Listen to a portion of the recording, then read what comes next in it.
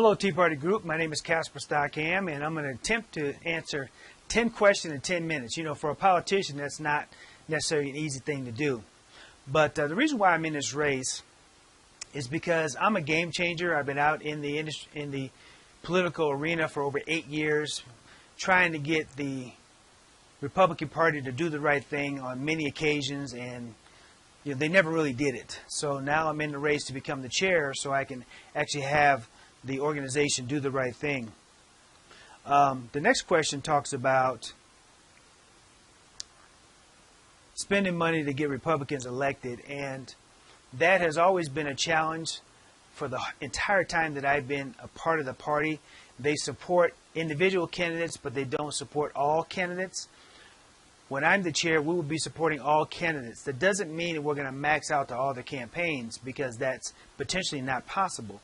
But we can definitely be promoting them at any chance we can get. And a lot of the promotion is free. They have never done that. So we will be doing that big time. My motto is no candidate nor county left behind. No candidate nor county left behind. And I have an ask, 1776 ask. And that is, if all Republicans donate $17.76 to their local county party organizations, not the state party, but the local county organizations, we would have enough money to fully fund all candidates running for office across the state.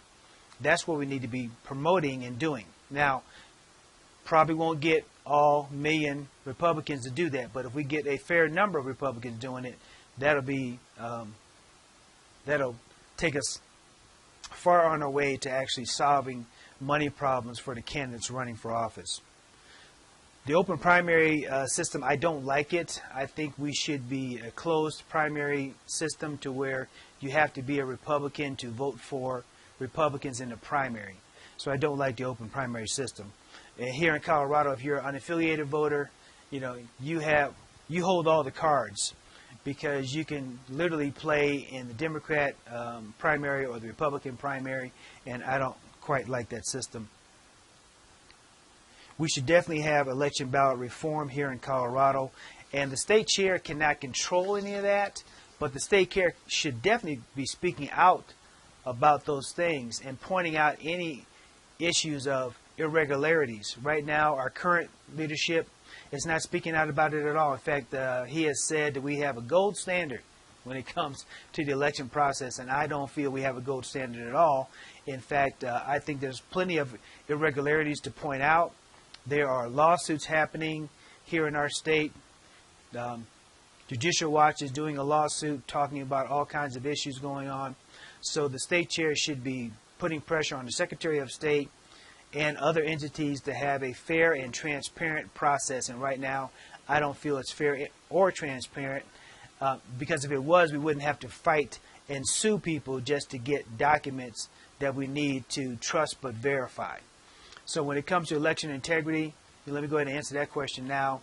I believe we need to have transparency throughout the entire voting process, from mail-in voting, ballots, ballot harvesting, and we should always have multiple choices of machines that are available to our county clerk and recorders around the state. We should never be forced into one system, one voting system or machine. We should have at least 2 or 3 choices to choose from. In fact, that was the next question, talking about Dominion voting systems. I have no idea if Dominion voting systems are good or not, but I do know that one system controlling 60 out of 64 counties is not a good recipe. It leads to all kinds of potential problems. So we should have, the free market solution is to have multiple machine choices that the Secretary of State blesses and then allows for the county clerk and recorders to choose from. That's what we should be doing. What would you do differently than past years to unify 2 sides so we can finally work as one party? So I have been a part of the Tea Party ever since 2012. You know, that's how I got my political start. So I have been to the Tea Party meetings when I had something to say and when I've not had something to say. So I don't show up at the Tea Party meeting just when I'm running for office. I'm there most of the time, just kind of hanging out just like everybody else, trying to hear what's going on, trying to be a part of the solutions about what's going on. So I would continue to do that as chair for sure. making sure that both sides are coming together in a way that's going to be beneficial to the party and to our state. We have to come together. We have to come together, but in the past, we have always tried to work with the establishment, if you will, and then not have the establishment kind of reach back. So that's a big problem. So what did we do wrong that prevented us from having more victories? We've done a lot of things wrong, and we continue to do those same things wrong. You know, the definition of insanity is doing the same things over and over, expecting different results. So had the party followed my lead 8 years ago, going into the inner cities and going into the black and Hispanic communities, we would not be in the condition that we are right now, being in a solid blue state. It's going to be tough for us to climb out of this hole, but I'm the only candidate that can really get us out. I've been in the community working for a long time, trying to bridge the gap. I brought the president of the NAACP to a Tea Party meeting. Okay, no other person has even attempted to do that, but I did it. We had a great time, and some of you were there to see it. You know, that's history, right? NAACP meeting with the Tea Party. I want to do more of that, especially as a state chair. We're going to have a lot of sit-downs to where we have the Tea Party, NAACP, and Black Lives Matter, all of us sitting down, kind of hashing out some issues. And what we're going to find out is we have a lot more in common than we have problems with. So I'm the only one that can pull something like that off. If elected to the position of state party chair, would you take a salary? Absolutely. I have to work for a living right now. I'm holding down 2 jobs. One doesn't pay anything. It's a labor of love, which is America First Republicans, where we're training up grassroots candidates to run for office right now. I'm not waiting for the state party to do anything because typically they have done nothing. So we're doing that right now. We've got 40 candidates in the pipeline, ready to go, and we have our goal is to have 250 before the end of the year. I think we're going to blow way past that. I think we're going to have way more than 250. But we need thousands of candidates across the state ready to run for office, from school board all the way to federal office, and we're doing that right now. I'm really one of the only candidates that are actually putting my money where my mouth is and working, doing the things right now that needs to be done to save our party and save our state. So I will be taking a salary. It'll be less than some of the salaries in the past. I've been told that people have made anywhere from $150,000 to $175,000. I would like to cut that in half because I want to actually have our vice chair earn a salary, maybe full-time, maybe a part-time salary, and then our secretary also to earn a salary, because I want to put those folks to work.